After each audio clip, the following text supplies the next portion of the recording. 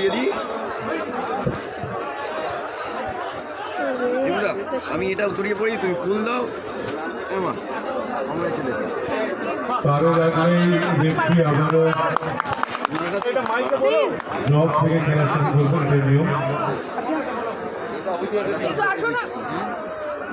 আচ্ছা, মেহেদা বলছেন সংগঠিত করছে আমাদের ঘরের যে আন্ডার 14 বাংলা দলের সুযোগ পাওয়া নিয়ে রশ্মি খাতুন, তাকে সংগঠিত করছে মেহেদা হোসেন।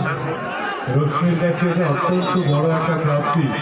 আসলে রশ্মি যদি ফুটবলটা মন দিয়ে খেলে আগামীতে ওর জন্য হয়তো অনেক কিছু পাওনা রয়েছে, যেটা রিম্পা এখন পাচ্ছে।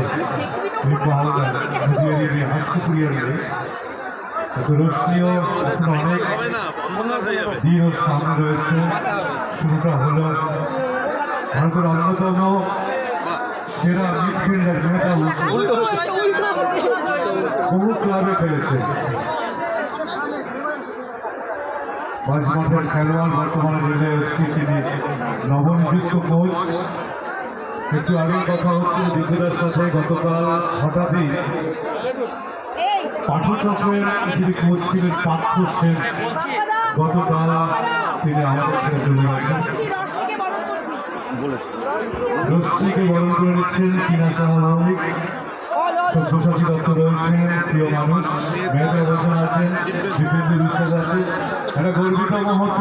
রশ্মি, তোমার বাড়িতে বলে এই ছবিটা বাজিয়ে রাখতে, কত বড় ফুটবলের হাত থেকে তুমি পুরস্কার পেলে এটা বুঝতে পারবে। আরেকটু মন দিয়ে ফুটবলটা খেলে তখন বুঝতে পারবে।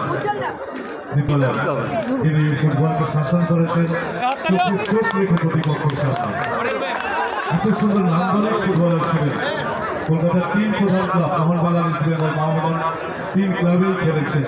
চিমার পাশে খেলেছেন, চিমাওকের পাশে। দীপেন্দ্র বিশ্বাস একটা ম্যাচ শেষে